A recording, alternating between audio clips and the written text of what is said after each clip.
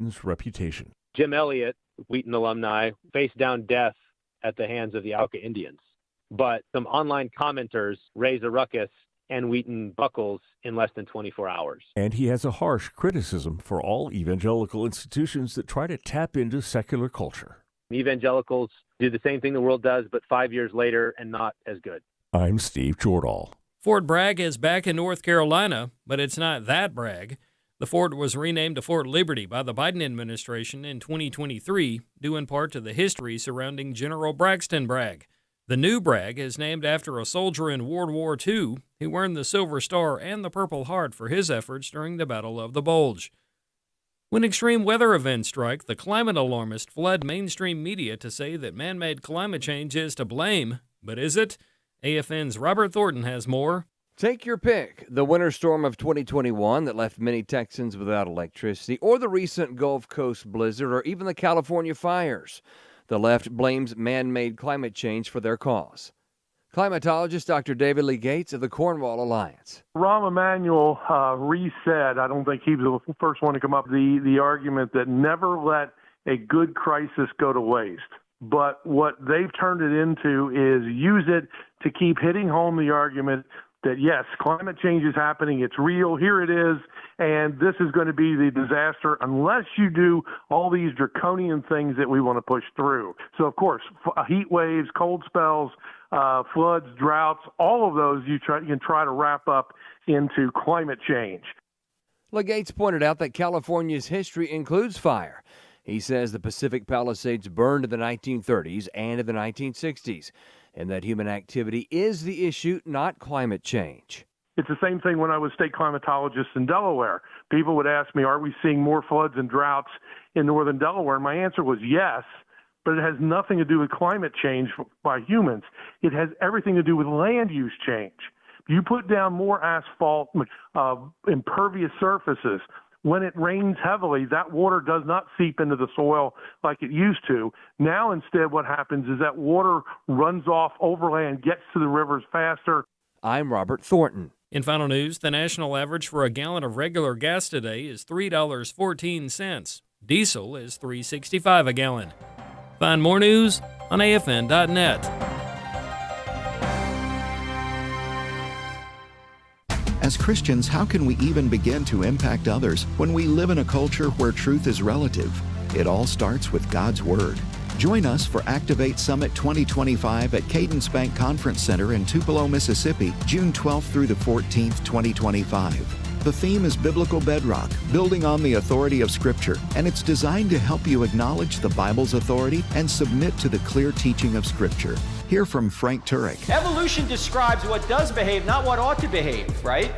It doesn't give you oughts, it just gives you what does happen. Todd Herman. God always uses evil for good. He is very intentional, and he intentionally chose you to live through times such as these. And more. The main sessions are for ages 13 and up, while Activate Kids is a separate track for ages 6 through 12. Register for Activate Summit 2025 by visiting activate.afa.net/summit. Activate Summit 2025. Activate.afa.net/summit. Welcome to Today's Issues, offering a Christian response to the issues of the day. Here's your host, Tim Wildman, President of the American Family Association.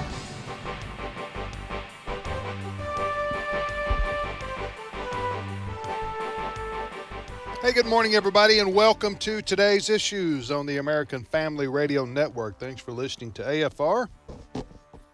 And I'm Tim Wildman. As I said, we're here to talk about what's happening in our country and in the world today. And joining me is Wesley Wildman. Good morning, Wesley. Good morning.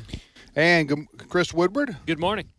And Ray Pritchard. How you doing, Brother Ray? Hey, I'm doing great, Tim. How are you today? Good. We're in Tupelo. Ray's in Kansas City, and no parade this time, Ray. Look. Well, we couldn't block them. Yeah. We couldn't stop them. Right. We couldn't make a pass. We couldn't catch a pass. Other than that, everything in the game went pretty well for us. Well, I think that's what a long night. Yeah, that happens, you know. Defense set the tone, that's for sure. Defense set that the Philadelphia team is something else. They could win a couple more the Philadelphia Eagles if they keep their team together. That's right. Because they're supposed to be they're a really young team. You know, there's a life lesson here for those who want to know. Has to do with the quarterback for the Philadelphia Eagles, Jalen Hurts. He was, you remember him at the University of Alabama. This would have been 6 or 7 years ago, maybe? It was something before like that? Tua, yeah. Okay. So he was the starting quarterback, and then he got replaced by another guy. He won too many Oh, sorry, he only lost one. Yeah. That's what it was. Yeah, but he got replaced by Tua. Tagovailoa. Yes. Wait, Can't but you pronounce his remember last that name. happened at halftime. Yeah. Remember, Nick Saban made one of the most incredible decisions. Halftime of the national championship game, he sits Jalen Hurts, and Tua takes over, and they win. Was it the national championship game? Or I think, well, okay. maybe in the SEC championship Maybe the SEC game. championship. I can't remember our playoff. But anyway. Unbelievable. He was being criticized because he couldn't pass as well as Tua. That was his criticism. Go ahead. Yeah. So the coach, Nick Saban, replaced him at halftime and brought in the backup. The backup led him to a victory. Well, Jalen Hurts then left Alabama. You know what he didn't do? He didn't badmouth his coach. Yep. And he didn't badmouth his teammates. He actually commented. He went further than that. He said, well, that was a coaching decision. Right. So he was classy about it. Is what Very I'm saying. classy. In this modern era of bad mouthing and poor mouthing and acting like airing your dirty laundry. Yeah, or acting like 5-year-olds. He just transferred out and went to University of Oklahoma, and didn't he win the Heisman there? He finished second, runner-up to Joe Burrow. To Joe Burrow of LSU. Okay, but anyway. Then he went on now he's gone on to the NFL, and he's been to 2 Super Bowls in his first 5 years, whatever, 4 years, whatever. And also was told multiple times in the whole process that, look, you may work out in college at somewhere, but you're not going to be able to make it in the NFL because you can't throw. Right. So much for that. He's got a good offensive line to push him. Well, football requires 22 players. So one guy's not going to win or lose the game for you usually, although the quarterback position is very important. But as we saw, again, a lesson, as we saw with Patrick Mahomes, who's one of the greatest quarterbacks in the history of the game, if your offensive line can't block, you can't throw. That's right. That's right. So it doesn't matter if you got a golden arm. It doesn't matter. If you're on your back, you can't throw from on your back. So anyway, so congratulations to the Philadelphia Eagles. But Jalen Hurts, I've always been a fan of his for how he acted when he was at Alabama and then transferred to Oklahoma. Just a class guy. I read also where he lives in a $2,000 a month apartment. Did you see this? No. Yeah, I saw this yesterday. He's got like I don't know how many $1 million contract. Like tens of millions of dollars, right? That he has a contract for, and he in Philadelphia at least while he's there, he lives in a $2,000 apartment. It's a small apartment, and he said that's all I need. Yeah, he said it's just me. A $2,000 apartment in Philly is probably not that posh. No, it's maybe in New Jersey, maybe across. But anyway. The point was that he lives a very modest lifestyle. Now, he does have properties that he owns and invests in. He bought his mom and dad a home in Texas. He's complimented his parents a couple of times in his transition from Alabama to Mississippi State, from Alabama to Oklahoma. He complimented his parents a couple of times on the way that he handled the situation. This is what my parents would have expected of me. This is what they've taught me. So it's easy to be a fan of his. The same way from Mahomes has got a great. From a off the field standpoint, you had 2 really well polished quarterbacks. So that's right. All right, you're listening to today's issues on American Family Radio. So, football withdrawal now takes place until the end of August, I guess. We got baseball kicking off though. Well, kicking off. What am I thinking? He's about to starting. You're gonna hop in here before he gets me started. I love some baseball baseball. metaphor. Oh, college baseball is my really, favorite. Chris, your baseball metaphor was kicking off? Yeah, I realized it was unintentional, but I deserve to be ridiculed and tortured. All right. Well, speaking of kicking off, what about President Donald Trump? Does he gets up every morning and has a new kickoff, doesn't he? He does, and he makes many headlines for all kinds of things. He's being talked about a lot for giving Hamas a deadline in the next couple of days to release all of its hostages. You know, Hamas has been holding Israelis hostage for a long time, ever since October 7th. Are there still some Americans in there? I believe so. I will double-check that in just a second. Because when Hamas took the hostages in October 2023, included in that number of over 100 were, I think, 6 or 7 Americans. And I don't know, I can't remember what their status is. Do you know, Ray? I don't. Okay. So American Jewish Committee a few days ago, this is their headline, meet these 6 American hostages still held by Hamas. Okay. Well, yesterday, President Trump was in the Oval Office, and he made big international news by what he said.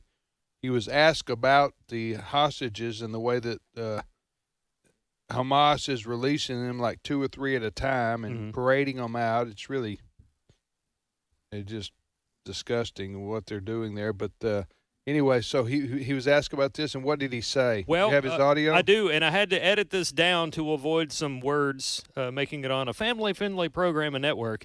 But here is Trump giving Hamas a deadline. Clip 4. As far as I'm concerned, if all of the hostages aren't returned by Saturday at 12 o'clock, I think it's an appropriate time. I would say cancel it and all bets are off. Now, he went on to say that if they don't meet the deadline, all heck will break loose, and he did not clarify as to what he meant by that very paraphrased statement. Yeah. What do you think about what President Trump said, Ray? If I were Hamas, I'd go find those hostages. I'd get the key. I'd unlock the door, and I'd send them back today. President Trump is not in a frame of mind to be fooled around with. I think all heck, as you said, is going to break loose. And America, along with Israel, has a lot of resources, has a lot of ways to strike back. And if Hamas, if they care at all, forget about caring about civilians, because we already know they don't care about their own people, much less the civilians of other nations. But if they care about their own safety, their own families, they'll let the hostages out now, because you don't. You know, we've had presidents in the past, Tim, who do the red line. Yeah. Then they move it. Right. President Trump's not going to move that line, and they better not put him to the test on this. Yeah. It'll be bad for them. I wonder what I'm wondering. So President Trump has put basically an ultimatum out. Now, he did caveat his comments, if caveats can be a verb, I think it can, by saying it's ultimately Israel's decision. He said that at the beginning of the clip. Yes, on what they will or won't do. But if it was up to him, he would unleash fury on Saturday afternoon against Hamas if they don't release all the hostages. And he said not I think 2 or 3 at a time, but the rest of them. I don't know how many of them are left. Supposedly. Let me dig that up. And the 2 guys they brought out the other day were very emaciated. President Trump said they look like World War II Holocaust survivors or something. So I don't know. We'll see what happens. I do know that he may. I don't think he means. This is my interpretation.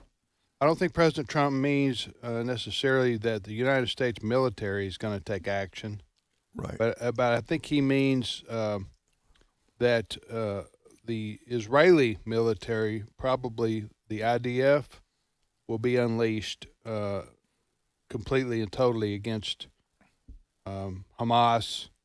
To what extent they have anything left over there, they're pretty well rubble. But I think there will be the United States, Israel, with the backing of the United States, will go after Hamas and be unrelenting. But is that maybe what you're getting, Ray?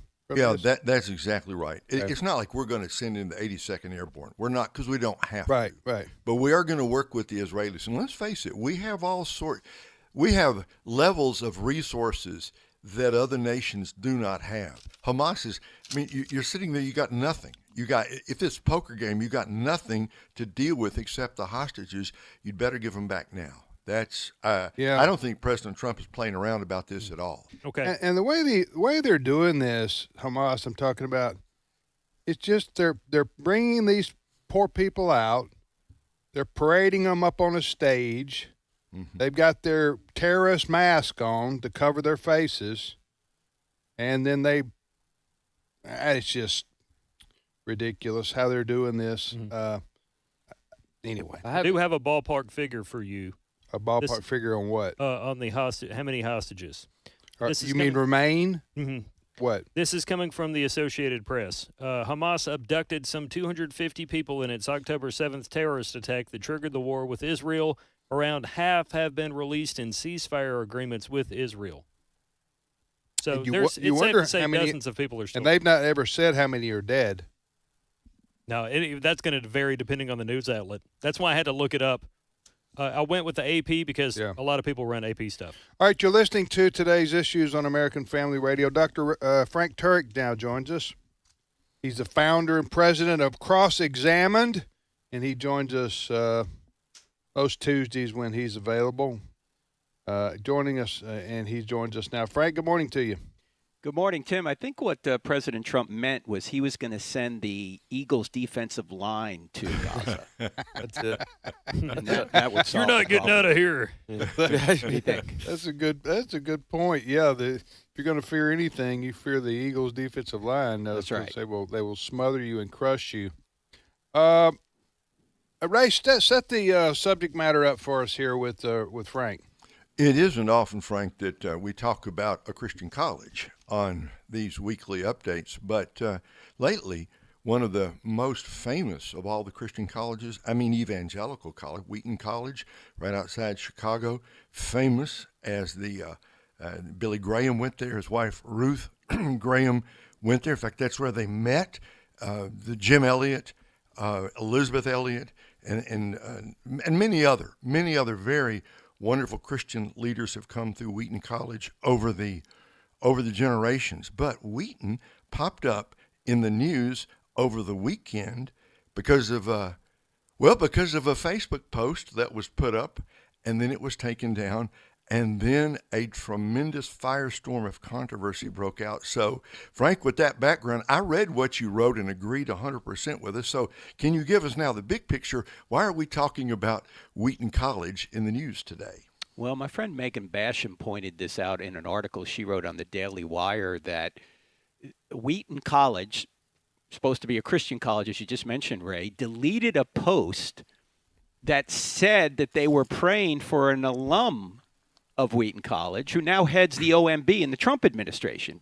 But they took the post down because some people didn't like the fact that they had acknowledged that this graduate of Wheaton was now the head of the OMB, and they were praying for him. And I just find this is crazy that they would take a post down that said they're praying for this guy and they're proud that he's the OMB director. The cowardice that these people display when somebody on their social media post says, well, you can't do this because he is a political appointee and you're not supposed to be involved in politics or whatever they said. And here's what I said in my tweet. I said, Donald Trump may not be an evangelical Christian, but he certainly has much more courage, which is commanded of Christians, by the way, than the cowards heading Wheaton. I mean, we're commanded to be courageous. We're commanded to stand up for Jesus. We're commanded to pray for our leaders, regardless of whether we agree with them or not. And Wheaton College decided they were going to take down a post that said they were praying for this guy and congratulated on him on being the head of the OMB. I mean, there's just so much wrong with this. What's the gentleman's name? Ross Voigt, I think. Vaught. I don't have his name in front of me. Do you have it, Ray? I got it. Russ Vaught. I've seen his name several times. Yeah. So just to be clear, so people understand, he's the former what at Wheaton? He was just a graduate of Wheaton. Mm-hmm. Just a graduate. Okay, he's just a he's a they were graduate. recognizing him for his. So the school itself on their Facebook page was congratulating one of their graduates for taking a position in the Trump administration. Right. That the Office of Budget and Management, is that what it was called? Right. So hey, this is one of our alumni. He's doing well for himself, and we're proud of his achievements. And we're praying for him. And then they got a backlash, I guess, from some of the lefties. Probably just a few. Usually that's handful what it is. Of Wheaton crowd. I don't know if they were even graduates. Anyway, so they decided to take that post down that Ray's talking about. But Ray, Ray, what do you think this says about the leadership of Wheaton right now? Look, there's a fine man by the name of Phil Ryken, who I'm a fine Bible teacher, who's the president of Wheaton College, and a number of fine professors there. But it says something about the lack of courage, not just at Wheaton, but in many other evangelical colleges, evangelical seminaries, and evangelical ministries anyway across the country. A shocking lack of courage. And it just happens. It just happened. My wife and I were she was in her recliner, I was in mine the other night, and it popped up, Tim. It popped up on my feed. This thing from Wheaton, and I read it, and I said to my wife, the very first thing I said is, they're going to take that down. They won't. They will not do it. And within 15 minutes, there were dozens and dozens of they said they were Wheaton grads criticizing the college for congratulating one of their own alumni for achieving a high place in the Trump administration. Frank, it looks to me like they just caved to their own left-wing supporters. Yeah, here's what they say. Quote, this is what Wheaton said after they took down the post. The recognition and prayer is something we would typically do for any graduate who reached that level of government. However, the political situation surrounding Vaught's appointment led to a significant concern expressed online. It was not our intention to embroil the college in a political discussion or dispute, unquote. All right, let me stop right here. I have Please to say do. this. I can't listen. Why do you think Wheaton can't support someone in office when the Bible itself says you ought to pray for your leaders? Mm-hmm. And why do you think you can't take a position politically? In fact, that is a position. To say I can't take a position politically, that's a political position. Why do we think that whenever we talk politics that Jesus has nothing to say about it?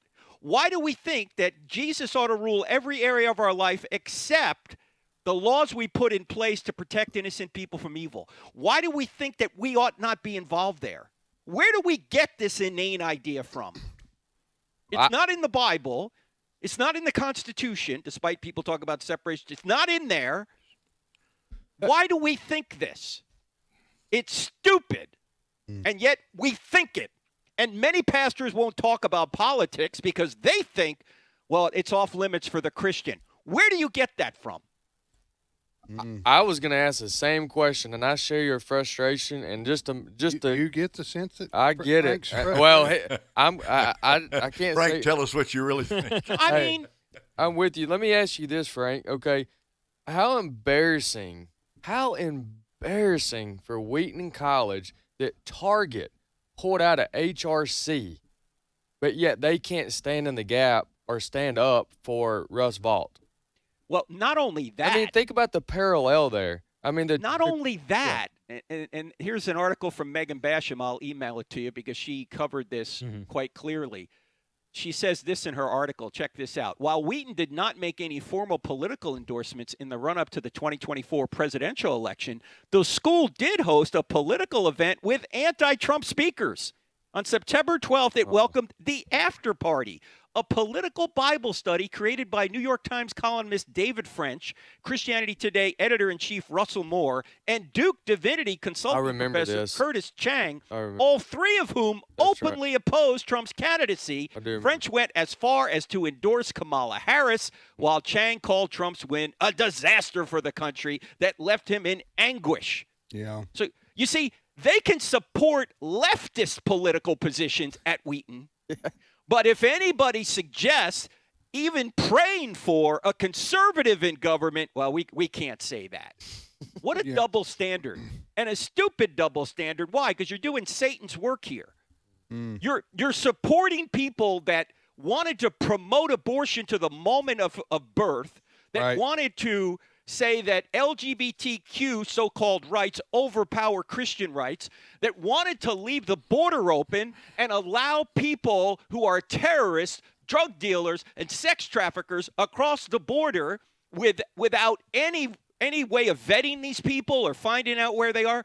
You wanted to support all that at Wheaton, but you can't say I'm praying for the new leader of the OMB.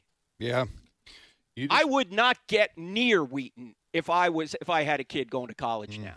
Wow. And unfortunately, Ray, as you pointed out before, I'm sure there's plenty of great professors over there, but if the leadership is this cowardly, look, who was it? Winston Churchill who said, courage is the first of all virtues because without it, you won't do anything else. Yeah. I mean, what is Wheaton going to do when the government at some point, maybe not this government, but a future government, puts pressure on them like they have in the past to dump their sexual ethics that they get straight from the Bible in order to continue to get government funds? What's Wheaton going to do? Oh, they're just going to dump the sexual ethic thing. I can tell you that right now, because if they can't pray for somebody who's in government, you think they're going to stand up when the government wants to put pressure on them to disobey the Bible? Amen. That's a very good point. We have posted a link to the story that we're talking about regarding Wheaton College at our Today's Issues Facebook page. Our Today's Issues Facebook page, which quotes our friend here, Frank Herrick, who you're hearing comment with all caps. Frank's commenting with all caps. And I'm liking it multiple times. And rightly so. Hit every like button. Listen, this only proves, too, folks, you can't necessarily go by the history of a school or the word Christian or the word evangelical or whatever the case may be. There are Catholic colleges, too, and universities that are far from the scriptures. Far from even following Catholic teaching. Sure. So you just got to beware. You got to do your own research on these schools, because some of them have been taken over by far lefties. And by the way, Tim, can I mention one thing? Go ahead. We'll be at the University of Nebraska tomorrow night, Lincoln's birthday. Lincoln, Nebraska, 7 p.m. Details on our website. Love to see anybody there. Okay. Thank you, Frank. Appreciate it. God bless. We'll be back momentarily with more of Today's Issues.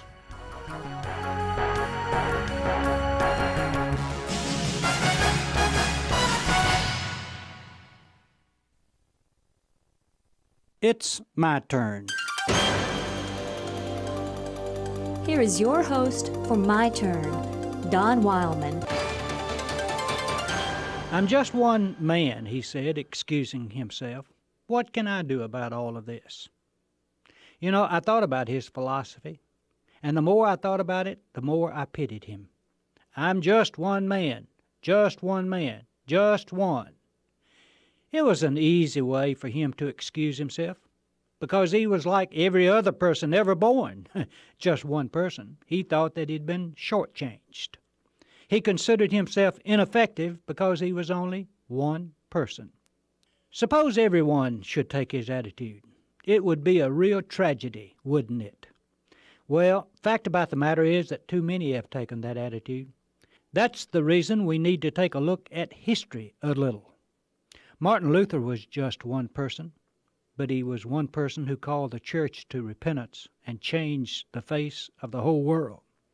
When he hung those 95 Theses on that little All Saints church door in obscure Wittenberg on October the 31st, 1517, he had no idea they could or would change the course of literally millions of people. But he was doing what he, one person, could to cure what he considered to be a great wrong. Russell Conwell was one man with one speech which he called Acres of Diamonds, and in which he told about finding treasures where you are. He gave that speech more than 6,000 times, and yet that one man, with that one speech, founded what today is Temple University and literally put thousands of youngsters through college. Florence Nightingale was just one person. At the age of 17, she heard the voice of God calling her into the nursing profession, a profession made up at that time of drunks and prostitutes. She faced the greatest opposition to her calling from within her own family, and her decision to follow her dream caused a great split in their relationship. But because of her dedicated decision, she made the field of nursing one with a high and holy calling and one widely respected. Gandhi was just one person with a great dream that freedom could be won for his beloved India without the use of violence. He was one person who believed that the most powerful weapon one has for fighting wrong were a just cause and lots of love. And he was right. There was still another who was just one person against the whole world. One person rejected, mistreated, misunderstood, hated, and crucified. But not once did he excuse himself from some task, even a cross, because he was just one person. He never murmured, never whimpered, never refused to try because he was just one person. And today, millions have found salvation through that one person. His name, of course, is Jesus of Nazareth. I'm just one person, you say. Well, my friend, that's all it takes to change the world and to make it a better place in which to live. Don't you think it's about time you got busy? This has been My Turn with Don Wildman, a production of the American Family Association. But he saves the poor from the sword of their mouth and from the hand of the strong. So the helpless has hope, and injustice has shut its mouth. American Family Radio. This is today's issues. Email your comments to comments@afr.net. Past broadcasts of today's issues are available for listening and viewing in the archive at afr.net. Now, back to more of today's issues. You know, we invite Frank Turek on this show each week to give an opinion and explain things to us. And I just want to apologize, folks, for Frank. You can't get any, I don't know what he's like going in the shell. I can't get anything out of him anymore. I don't know what's happening. Almost a waste of time. But I say that out loud. Tell us what he won't tell us what he's really thinking. We got to guess. You got to guess. You got to go in sideways to get him. You know what I'm saying? Yeah. It's almost like he's distracted with something else. Yes. I don't know what we're going to do. I don't have enough faith to guess what Frank Turek is. Right. That was Dr. Frank Turek, Turek, talking to us last segment. In all seriousness, though, he did share my frustration, and I didn't want both of us at that same level, but I agree with him 100%. He made the point that Wheaton College, that they were. I remember this, that they had allowed Russell Moore and David French's wife and others to come and share their views on the political landscape. Just in 2024, 2023, no problems. And then they are against being involved in politics unless it's the left side. Okay. Mm-hmm. And then I made the point that currently, if our culture is shifting ahead and leading ahead of the church, that's frustrating for me. For example, Target and many of these companies have enough courage to start pulling out of this DEI and the wokeism. But yet, a Christian college, it doesn't have enough courage for this type of stuff. Right. So it's frustrating. And the reason we're talking about Ray, the reason we're talking about Wheaton College is they're one of the premier evangelical schools in the world. There's no question. I think if you made a list, just ask, what's the best known, most famous Christian college in the whole world? I think that list would that be up there with Asbury?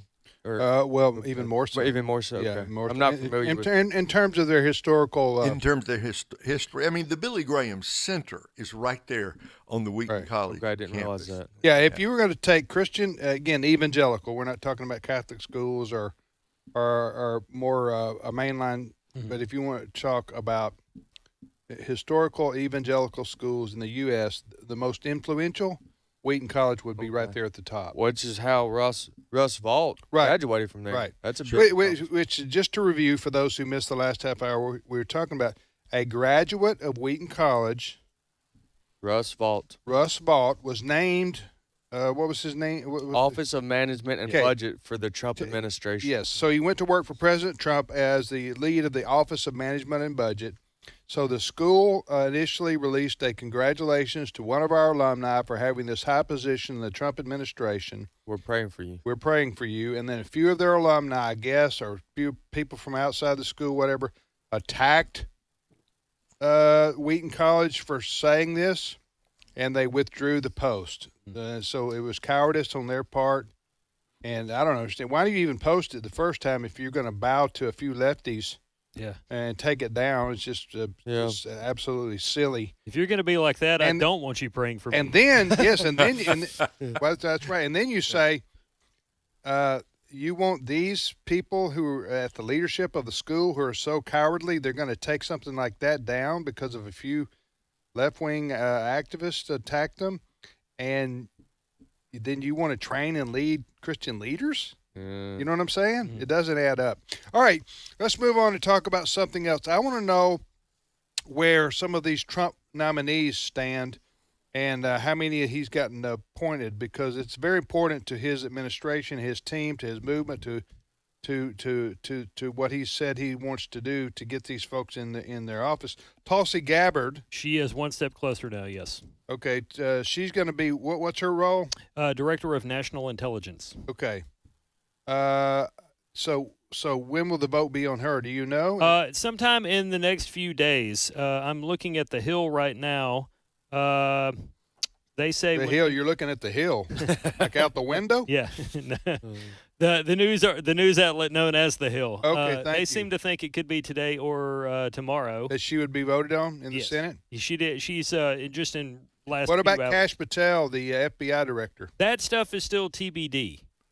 Okay. And I'm not sure why, because he had his confirmation hearings around the same time as RFK Jr. What about him? RFK Jr. is still to be determined, but now he is actually headed for a vote, whereas Kash Patel is like on the docket. Yes, on the Senate docket to be voted on. Okay. Yeah, Fox News has done some segments in recent days claiming Democrats are finding procedural moves and whatnot to try to just delay proceedings to keep the Trump administration from really assembling its team. Tulsi Gabbard, RFK Jr., and Kash Patel are probably the three most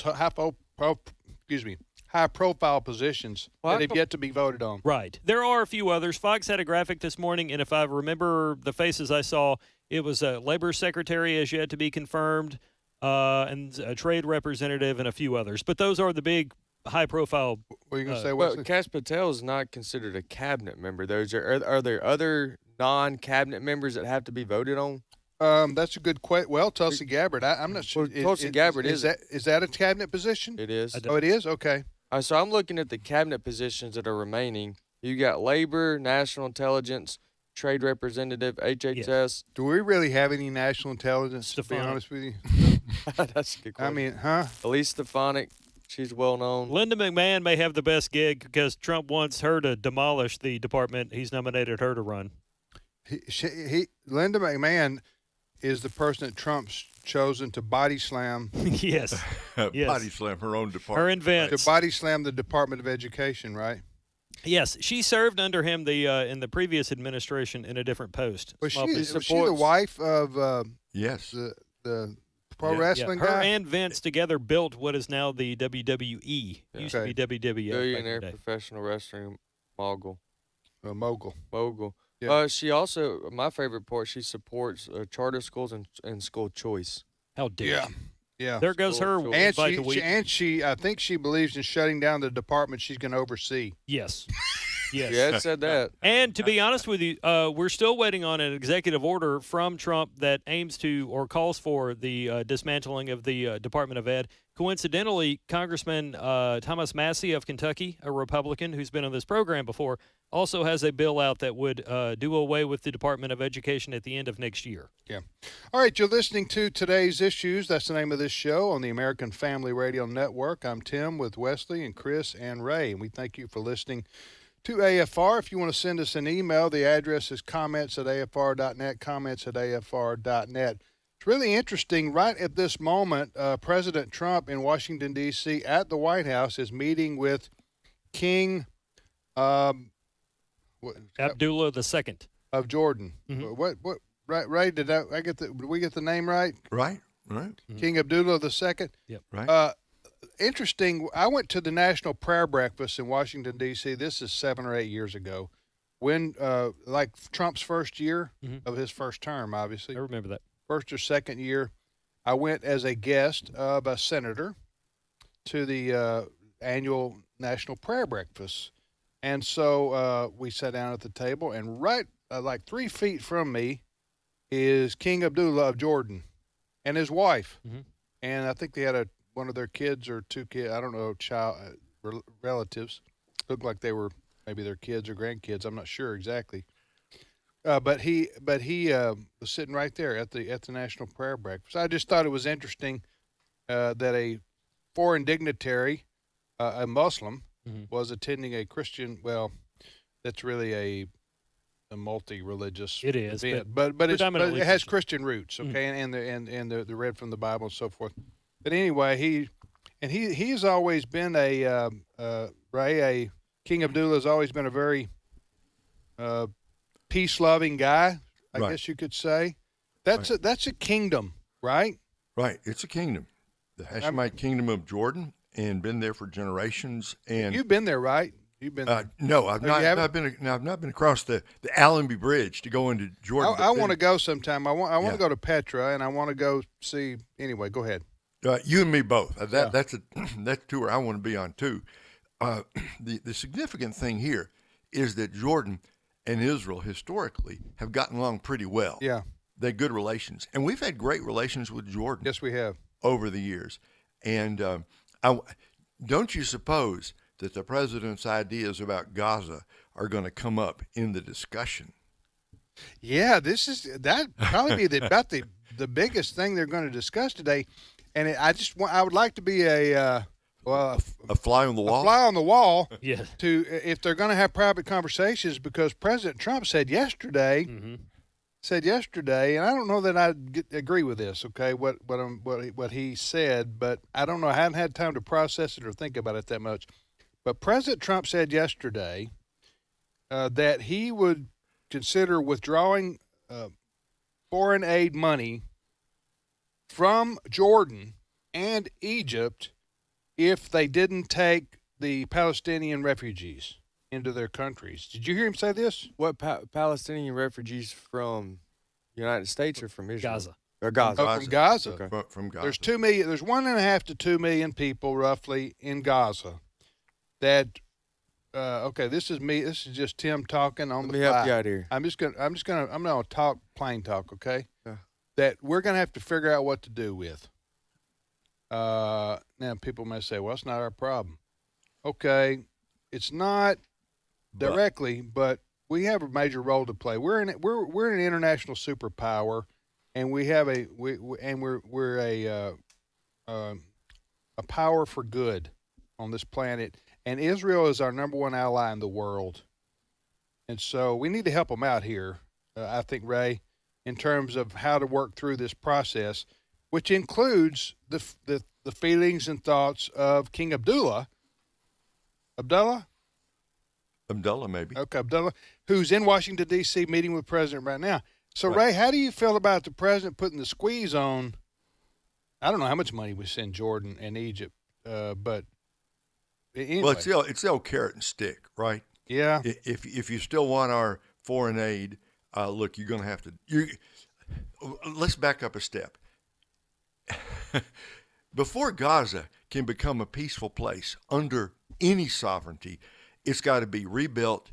People have got to be resettled, and the place has got to be restored. Got to have a plan. Got to have a plan. That's not going to happen overnight. It's not like, okay, we're here in February. It's not like by April Gaza can be restored. It cannot be restored that fast. This is a long-term deal. So I think it's fair enough for the president to say, look, you've got hundreds of thousands of refugees who got to be resettled somewhere. And if they're not going to be settled in Gaza, then Egypt, you've got to take some, and Jordan, you've got to take some. Let's figure out how that's going to happen. I don't see anything wrong with the president bringing it up. Do I think he would literally? Well, you never know with Mr. Trump, right? You never, that's part of the genius of his leadership. You never really know what he means and what he's, quote, just saying for some kind of effect. But it's hard for me to believe that we'd actually cut foreign aid completely away from Jordan or Egypt. That, I think, would be negative to American national interest. But I don't have any problem with him saying, "Oh King, you've got a problem. We got to do something about the refugees inside Gaza." Let me just tell you, not telling you, Ray, anything you don't know. Just for a history lesson for our listeners, which will help them understand what's happening here, and is that the Hamas and who is has the dominance over, which is a terrorist organization, obviously, and has dominance over Israel. Jordan doesn't want them either. Okay, they don't want Hamas. They dealt with Hamas themselves 30, 40, 50 years ago when they were refugees did pour into Jordan as a result of war with Israel, and the Hamas tried to overthrow the kingdom.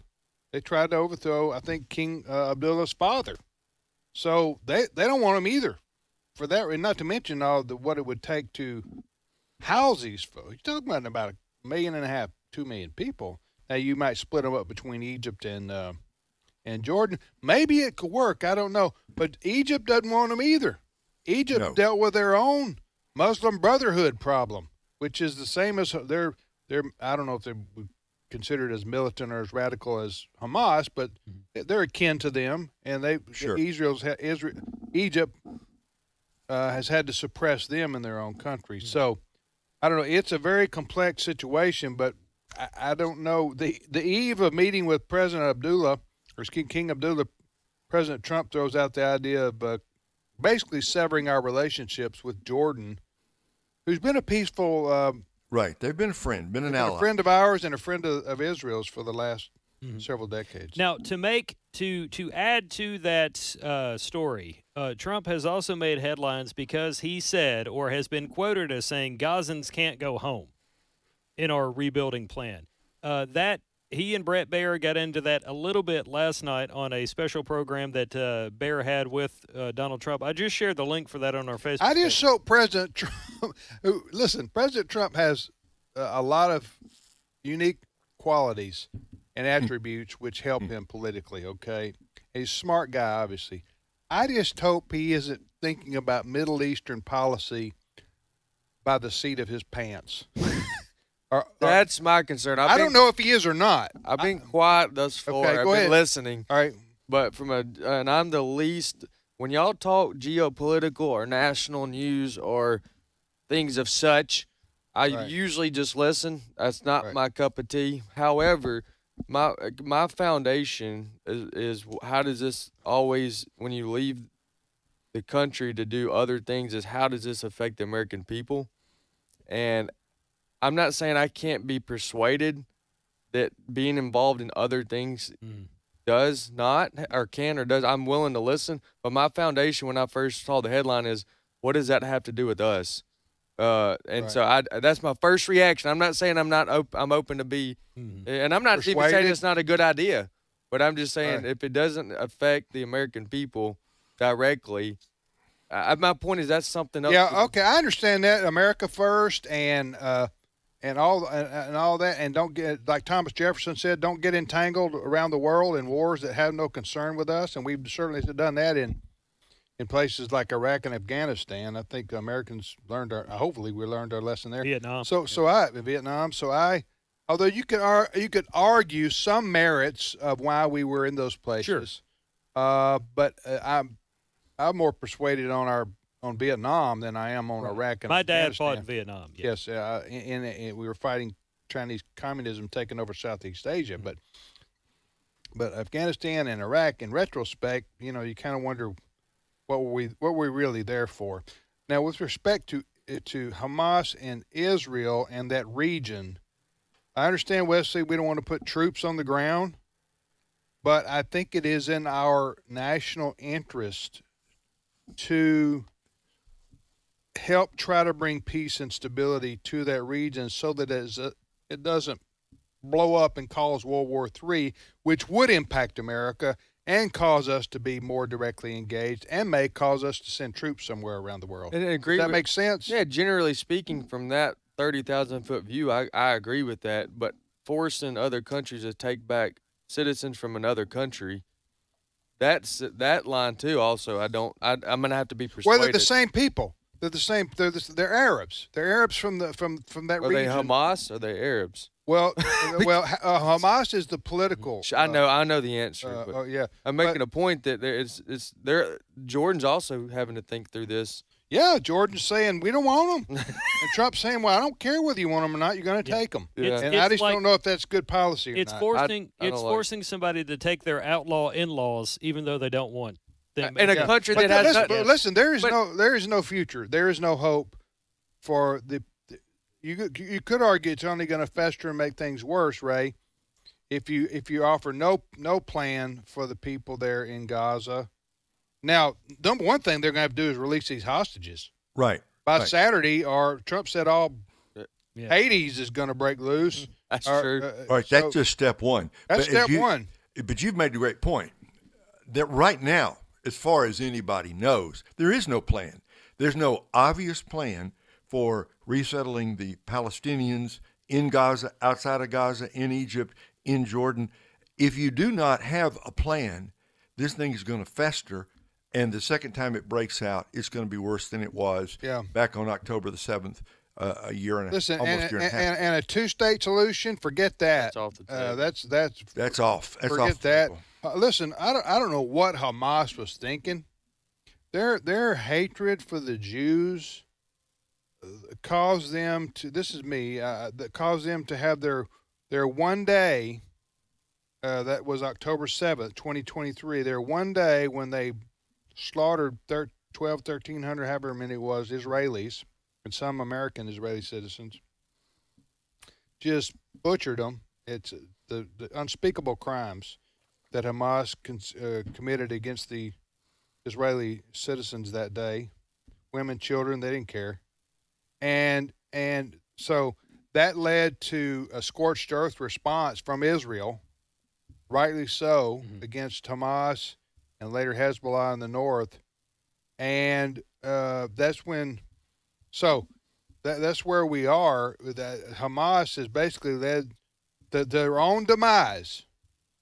Hamas's own demise and the suffering of all the people in Gaza by the destruction of their country because of Israeli bombing. But they had their one day of hatred that they can, I guess. I don't. Ray, do you understand what I'm saying? They got their one day, and now look what it's led to. So, a lot of pain and misery for their own people. Right. Without the attack on October 7th, the destruction of Gaza as we know it, it would not happen. The IDF was not planning. First of all, step back from that. We now know the IDF was not prepared for what happened on October the 7th. Right. That's another whole issue. Yeah. But once it happened, the Israelis answered with overwhelming force. Right. One would hope that the people who I was going to say they put Hamas in office, but I don't really know that that's the right way to say it. I think the Hamas gangsters grabbed power in Gaza and would not let go. Right. All right, you're listening to Today's Issues. Anyway, right now in Washington, D.C., it'll be interesting to say what King Abdullah of Jordan has to say, and President Trump himself meeting today in the White House. All right, Chris, next story. Well, Democrats continue to lose their mind over spending cuts at the Department of Government Efficiency. This soundbite sounds very similar to others that we played because they say pretty much the same thing. But here's the latest example, edited down, albeit, of Democrats losing their mind over Doge cuts. Clip 5. Elon Musk, where are you? This is like a bank robber trying to fire the cops and turn off the alarms just before he strolls into the lobby. We are here to fight back. We're going to shut down Elon Musk's illegal operation. So we will see you in Congress, in the courts, and in the streets. I think Ayanna Pressley there at the end might have committed insurrection with his comments there. But because when you look it up by definition, it sounds like insurrection. But that's the latest example, and they're still out there today. They're basically picking a department every day now and having these hissy fits. What's funny is that's how the American people generally felt the last 4 years. It's just we just share it the other way. Right. Yeah. We felt like we were being robbed. We felt like we were being stolen. Listen, if what Elon Musk was doing was indeed extra constitutional or unconstitutional, I'm hoping we would be the first ones to condemn it and to criticize Sure. it. Okay. Sure. Because we want to follow the Constitution. That's the law of the land. All right. But what these lefties right there, whose hair's on fire. But no plan. All they want to do, plan. well, they're saying what Elon Musk is doing is illegal. Yeah, they keep saying that. Okay, let me tell you why it's not. And we've talked about this before. Elon Musk has been appointed by the president of the United States, who was duly elected. Mm-hmm. It's not a cabinet position. Elon Musk is not taking any money to do the work. Of course, he doesn't need any money. He is, but he's been authorized by the CEO of the federal government, which is the President of the United States, to do what he's doing. That's basically he's auditing. Basically, he's an independent auditor who's asked, "Can I see the check?" Well, he's independent, yes, but he's not independent in the sense that he's not political. He's political because he's appointed by the president. That's true. Who's a Republican. But what I'm saying is, Elon Musk has no authority to do anything. He can only report to his boss, in this case the president, Trump, and say, this is what I found out, and here are my recommendations for the actions you should take to rectify it. And USAID and these other organizations also, keep in mind, they refuse to go along with up front. They didn't want Right. They're not cooperating. They're not cooperating. They're not cooperating. Which is insubordination. Right. Which, to me, is, and we can continue this conversation when we get back, people always want to say, what do you mean by deep state? Well, what we're seeing is a reaction from the deep state, which are almost all progressive and liberal and conservative haters. They're almost all in that ideology. We'll be back momentarily with more.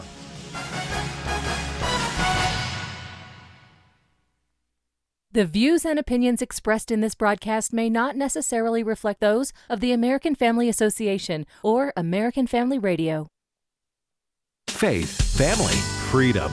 American Family Radio. All God asks of you is faithfulness. Headlines in USA Today, did you see it this morning? All the odds are against us. Faithfulness is the word. There's a place for you on the battle line. Engage in the fight for America's families. Visit afa.net and then take your position. A message from the American Family Association. This is American Family Radio, a listener-supported ministry of the American Family Association.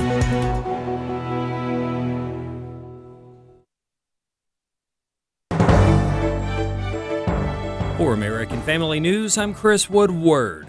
Secretary of Defense Pete Hegseth met with top U.S. military leaders and service members in Germany today. The Secretary outlined his goal for the Department of Defense. So I really want folks to see it as a back to basics and this reflection that in Washington, we want to have your back. Hegseth also repeated President Trump's request for NATO members to pay more. We're appreciative of what they've done. The alliance is rock solid, but any sort of an alliance needs full burden sharing. President Trump made this request known during his first 4 years in office. The King of Jordan is going to be at the White House for talks with President Trump. Here's Fox's Ryan Schmelz. Jordan's King Abdullah heads to the White House just 1 week after criticizing President Trump's desire to take over territory in Gaza. He also initially rejected a suggestion by the president for Jordan and Egypt to take more Palestinian refugees. Abdullah will be the first Arab leader to visit the White House, and peace in Gaza between Israel and Hamas are likely to be the top issue as President Trump tries to promote a peace through strength foreign policy. The two are also likely to focus on Iran's influence in the Middle East. The Trump administration appears to be going after the person or people responsible for leaking news of ICE operations to illegal immigrants and others. Former Florida Attorney General turned U.S. Senator Ashley Moody says this is a serious offense. Attorney General Pam Bondi has already come out and said that they will pursue this and aggressively prosecute those that are leaking this information. And remember, the people they are going after right now, they know they have information on them. There's a reason for that. Nobody wants them in this country. Remember, if you obstruct justice, if you try to get in the way of a federal investigation or a federal action, that is incredibly serious. It's a felony. You can spend years in prison. And I hope that they do go after these folks with zeal. We need these efforts to work, and we need to make this country secure again. A bill in Mississippi would eliminate diversity, equity, and inclusion programs from institutions of higher learning. The bill in question is known as the Requiring Efficiency for Our Colleges and Universities System, or Refocus Act, also known as Senate Bill 2515. State Senator Tyler McConn is one of the co-sponsors. The act seeks to ensure that employment, academic opportunities, and student engagement are based solely on individual merit qualifications and academic performance, without the consideration of an individual's views on diversity, equity, and inclusion. Other co-sponsors include State Senator Nicole Boyd of Oxford. McConn credits her for doing a lot of the work here. So Senator Boyd is the chair of our Universities and Colleges Committee. She took this upon herself to begin the process, I'm going to say about 12 months ago, when she started talking to our universities and found out that there was potential for some to still have some programs that did include DEI principles and practices. Since that time, the universities and colleges have all eliminated their offices of DEI. And I think that is a very important thing to understand, is that from her efforts and from her discussions, that there has been progress made in the state of Mississippi before we even got the bill out. Now we think it is very important to keep the bill moving and to eventually get a product that says you can't practice in any sense DEI in the academic setting in our institutions of higher learning. Senator Boyd and I have sat down and talked through this, and because of her discussions and her desire to move this forward, I agreed to come on as a co-sponsor. And we have multiple co-sponsors on this bill. I think that from her work on this, our work on this, and the work of all within the Senate who've been involved and supportive of this, we've been able to get a very good product to move forward with. In final news, if you watched this year's Super Bowl, you were not alone.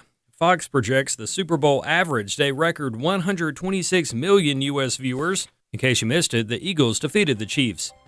Find more news on afn.net.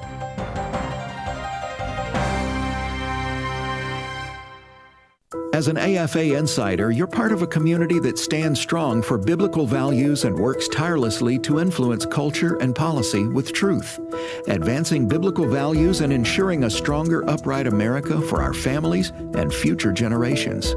AFA Insider, formerly AFA Alert, informs you first about AFA's mission and aiding the church in its task of fulfilling the Great Commission. Sign up to receive AFA Insider emails at afa.net. Today's Issues continues on AFR with your host, Tim Wildman, President of the American Family Association. Hey, welcome back, everybody, to the radio program Today's Issues on American Family Radio. 24 and a half more minutes of the show left on this Tuesday, February the 11th, 2025. In studio with me is Wesley Wildman and Steve Paisley Jordahl. Good morning, Steve. Good morning, everybody. From the American Family Radio News Team, and Steve hails from, and then our good friend Dr. Ray Pritchard. Ray's in Kansas City, KS, And what's the weather report there, Kansas City? Snow is coming. Oh, it's. Oh, really? Yeah. Let's see. It's 22 degrees, and they're predicting right now. There's nothing happening, but they're saying about 8 or 9 inches of ice and snow in the next 24 to 36 hours. So what do you in the break, I went upstairs, and my wife said we need to get some salt and put it out on the driveway before the snow comes. Okay, to keep it so you can walk. No, so he tosses it over his left shoulder so he gets lucky and it doesn't snow on the driveway. Ice? Talking ice now? Yeah, we're talking ice first, and then freezing rain, ice, and then 8 or 9 inches of snow. Hey, last time this happened, which was about 2 months ago, we were talking to you, or 6 weeks ago, similar weather pattern. Right. Did the power ever go out on you? It did not. Some places around us, it did not. But you get ice on power lines. Oh, yeah. They're going down. They're going down. It's bad news. So that's good. Well, your power didn't go out. Do you have a generator? I asked you this last time, didn't I? I got personal. I didn't have one. I didn't have one then. And you don't have one now? Our son, who lives about a mile from us, does have a generator. So if our electricity goes out, I think I'm going to go pay my son a visit. I know. That's what I'm doing for my brother Walker. He's got all the survival kits and all that kind of stuff. Yeah, he's a prepper. He's a prepper. And I've learned over the years as a father or as a son-in-law, as a brother, a brother-in-law, if everybody else has the pull, the horses, the what do you call it? What now? What are y'all talking about? The prepping and the survival. Got the underground shelter. Generators. If you got generators, if you got all this stuff, bag. I don't have to keep up with it. So right. I just you bum. I bum. You bum off your brother. And my father-in-law, he's got the pool, so I don't need a pool. He's got the dog. I don't need a dog. Right. My brother's got the generator. I don't need a generator. Sure you know somebody. Just make sure he remembers who you are. Yeah. Oh wait, is this being recorded? Yeah, I think so. Oh. Well, I'm a what do you call him? A prepper. I'm a prepper. I'm a prepper. I'm prepped for about 2 weeks. Okay. What about you, Steve? How long could you survive? If the power went out, you couldn't go anywhere, and you had to live at home. How long can you live? Off of body fat, maybe 3 or 4 days, and then I'm kind of cooked. kind of cooked after that. Yeah. Anyway, I got the water. You got any bottled water? We got a little bit. Yeah. Yeah. All right. Anyway, I just remember Y2K. Everybody, remember that? I was working in the tech industry in Y2K. Did you prep for that? Y2K? I was no, I didn't. We kind of were pretty sure it wasn't going to be a disaster, but I was on call that night. Interesting. I worked. You worked in IT? Yeah, I worked at an antivirus company. Oh, that was a big deal. Yeah. Is that before if COVID? You're born since then. Exactly. That's what I 1990. Well, it was 1999. No, antivirus. You mean computer virus? Before COVID. Oh, my bad. That was a bad joke. Sorry. What'd you say, Ray? What'd you say? People don't remember how crazy those days were. I mean, the Y2K lead up? Right. We all kind of felt like in 97, 98, and early 99.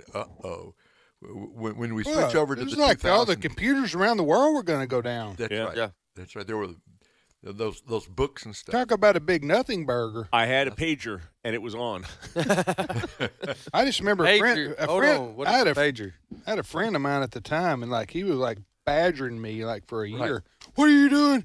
The world's going to end. You're going to have to do something. You never, man. I was going dude. Hey. If it's that bad, we're all going. We're down. all sunk. Yeah. Well, and I told him, listen, man. After football season, I will get on this. I will focus on this, okay? But until then, leave me alone. That's right. All right. I still want to know what a pager is. He mentioned the word pager. Yeah, what's a pager? Let Steve explain what a pager is. You really need to? All right.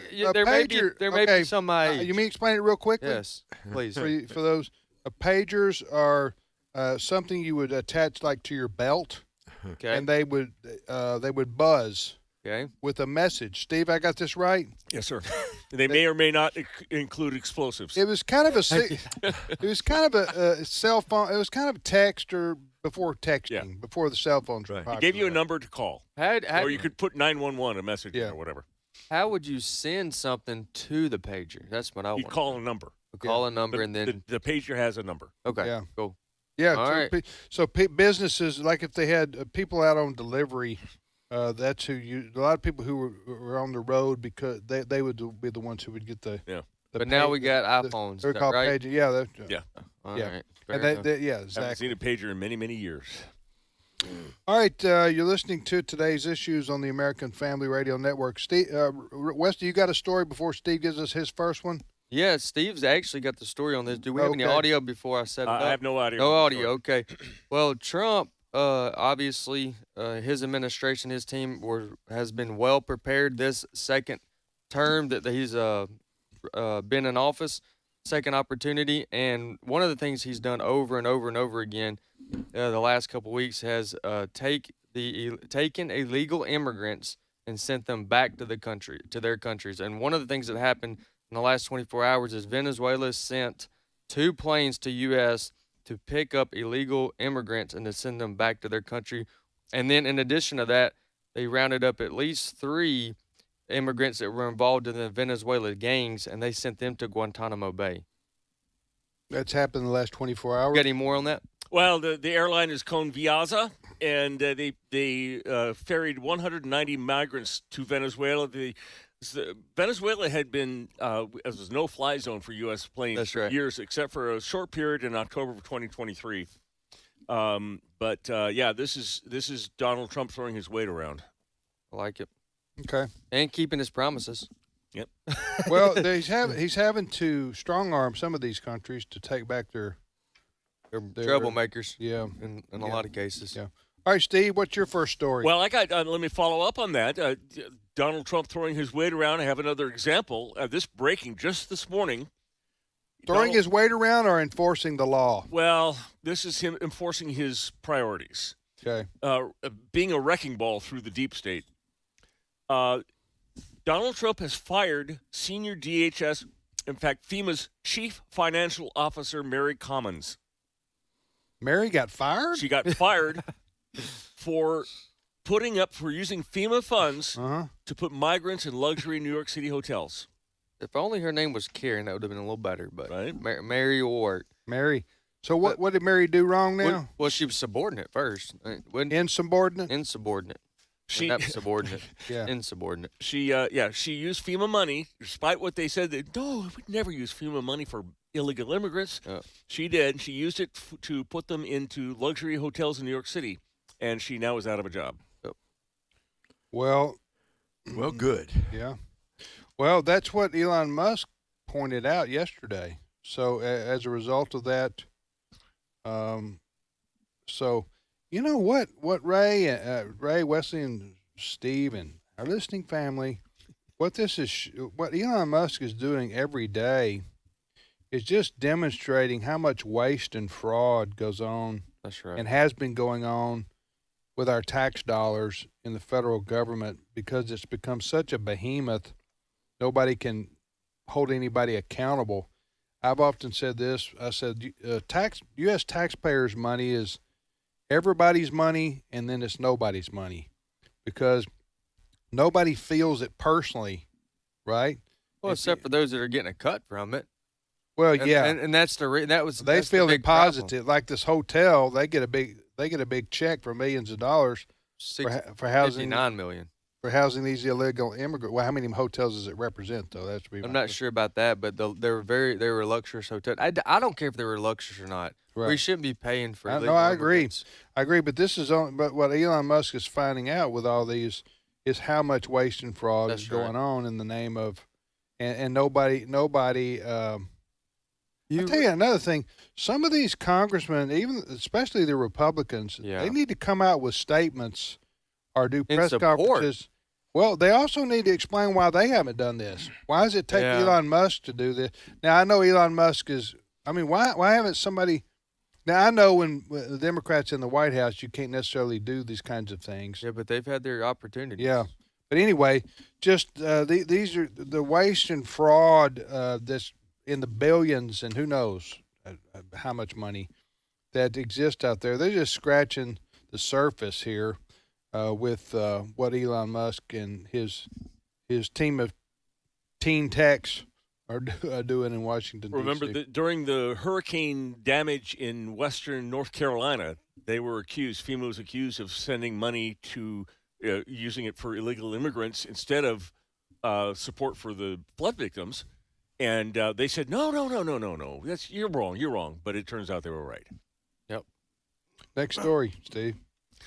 Well, Donald Trump is very popular. He's at the height of his popularity with the American people. In fact, he is more popular now than Taylor Swift. Maybe. He has a greater share of support right now than he did the popular vote when he won the popular vote. And CNN's Harry Enton was was kind of taken aback at this. I want you to hear this. Listen to cut 12. Again, whoa. Entire first term, just 11 days, Donald Trump had a net positive approval rating. Compare that to the second term, just so far, every single day of Trump's second term so far, he has been on the positive side of the ledger. 21 days, all 3 weeks, that's already 10 more days than he was in his entire first term. So again, this is just another sign that Americans are far more likely to like what they're seeing. And the numbers skew lows, younger. So the younger Americans, he's very popular with the upcoming generation. Very? In positive. 53% is very? Well, in today's polling, it is. Well, if you can get 53% of Americans across party platforms to agree on anything, yeah, you've done something. No, I agree that his popularity, I got a better number, which for is you. his approval rating. Sure. His job performance is 53%. Is that right? That's right. Correct. Which is, under Trump's first presidency, he was usually down 43% down in there. Biden was down around 37%. He had a terrible job approval But he was rating. trying to get as low as he could. Who, Biden? Biden wasn't. Did he know this? Just kidding. I'm kidding. Anyway, Sarcasm. the point is 53% by today's standards, when we have such a divided country, yes, does deserve acknowledgement, because President Trump, I think, is getting those kinds of numbers because he's following through with the promises he made during his campaign. Right, and so another number along an article that had the same content that you shared. I don't know if the one came from justthenews.com, but it says that 70%, it quoted the 53%, but it also said 70% of voters across party platforms believe that Trump is keeping his promises. 70%. Yeah, so well, he is. That's what's true or false right. statement, right? I know. I just find that more impressive than even though 53% is a remarkable number to get approval amongst American people. However, Well, he said he was going to shut down illegal immigration and deport criminals. Yes, and that's what he's that's doing. That's been the biggest news story. And that's what he's doing. And that's what he's doing. But I just find it awesome that even both teams are going, well, like him or not, he's doing what he said. Right. Because how many times have we elected a leader, whether we like them or not, Right. and I they run on these promises and then get into office and realize, oh, there's too many moving Right. parts. I'm not Right. sure if we can work Right. with these people. Right, and then they back off. Yeah, But not this time. right. In 2020, when he left office, he was as low as 33% in approval ratings. Who, Trump? Trump was. Yeah. Listen, there's never been. That was COVID, though. I mean, COVID kept him in a lot of ways. The shutdowns. Well, after January 6th, was that before or after January 6th? After. Yeah. After. Listen, I was throwing dirt on his casket. Right. I was shoving dirt on Trump's casket, saying, "Sorry to see you go, but you're going. You did a lot of good, but you shot yourself." So, but then he then the casket started moving. The phoenix rising from the ashes. Right? Yeah. I mean, the indictments. Huh? The indictments. Yes, exactly. Yes, right. the Democrats. We've mentioned this multiple times. Well, yeah, I think number one, the Political persecution. the lawfare against him by Alvin Bragg, that name, and others. He will go down for the conservatives as a hero. He began to see. You began to see people saying, "Hey, this is not right." That's right. And so you combine the persecution of Trump, which backfired on the Democrats. You combine that with a pathetically weak performance by Biden, And then Harris, who James Carville said was the Democrats' 7th-team quarterback. Did you see this? No. James Carville. I wish I could talk like him. Got that. He's from South Louisiana somewhere. Baton Rouge, I think. Anyway. A Cajun. He got the Cajun talk, and he said that by choosing Harris, we chose our seventh string quarterback. That's what he said. That's what he said. Right too. Yeah. Anyway, all that combined led to Trump's winning. Yep. Anyway, it was the most remarkable comeback in the history of American politics. Indeed. Now, this next story is going to make me mad, so I'm going to step out. Oh, is it going to I'm going to pull a Frank Turk. You already know what it's going to be? I see the He's headline. Sneaking you. He's cheating. I cheated. All right. You're listening to Today's Issues on American Family Radio. Tim, Wesley, Steve, and Ray. What's your next story that's going to make Wesley mad, Steve? Not everybody is happy with Donald Trump sending a wrecking ball through the deep state. Oh, really? Yes. There's an African-American pastor in Chattanooga, Tennessee. His name is Dr. Steve Caudle, Caudle. He's pastor of the Greater Second Missionary Baptist Church in Shallowford Road in Chattanooga, Tennessee. Pastor of the what? Greater Second Missionary Baptist Church. One more time. What was it? Okay, go slowly and tell me the name of his church. I'm sorry. He's got a joke. He just doesn't know what it is yet. Greater Okay. Second Missionary Baptist Church. Okay. What I want to know is what happened to the Greatest First Missionary Baptist Church. What happened to that Did they get did they have a church split? Did they have a split? Did they have a church split and then you ended up with the second and third? Or is there now a Greater Second Missionary Baptist? I don't. All right, so that's my joke, and we know the answer, and we'll move on. Okay. Okay. So what's the gentleman's name? His name is Dr. Steve Caudle. Okay, he's a pastor. In Chattanooga at this church. Okay, what did this was his sermon on Sunday, a week ago, where he was talking about Elon Musk going and getting into. Are we about to hear it? Yeah, we are. We're about to hear a little bit of it. Okay. Well, let's just listen. Cut 8. And in this nation, I'm worried that we are on the verge of bloodshed. This is an attempt to take us back to a day that we do not want to go and we will not go. Therefore, there will be conflict. I pray that the peace of God will win out and overcome the madness that is attempting to take over this nation. And I will say to you, beloved, no one likes violence, but sometimes violence is necessary. When Elon Musk forces his way into the United States Treasury and threatens to steal your personal information and your Social Security check, there is the possibility of violence.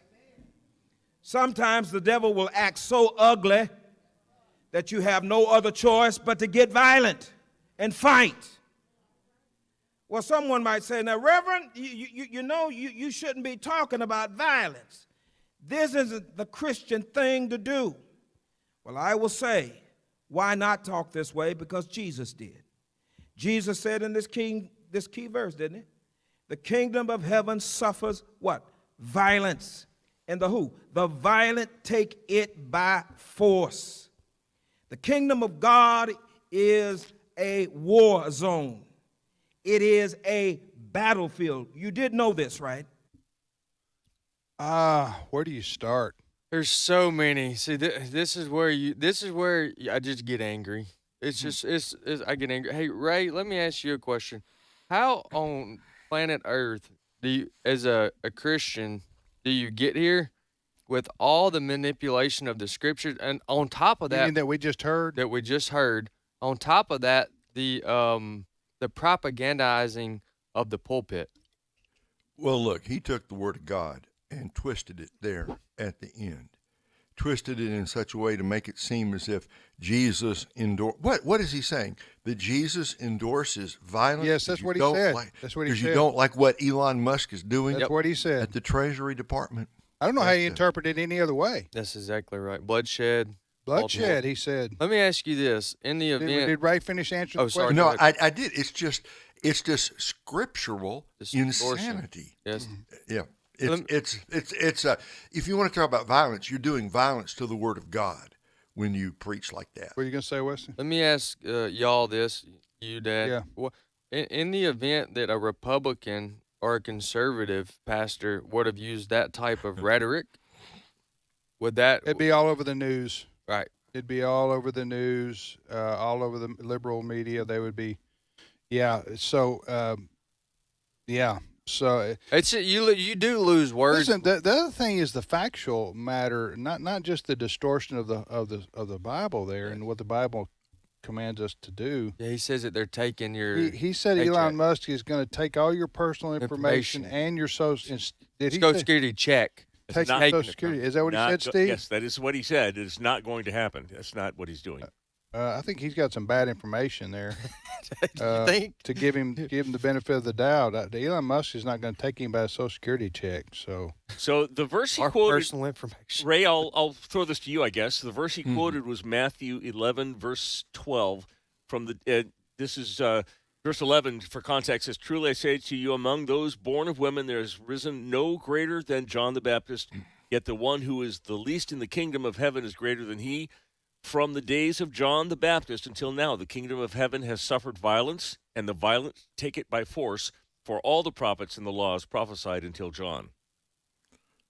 Well, you got 1 minute, Ray. Go. Okay.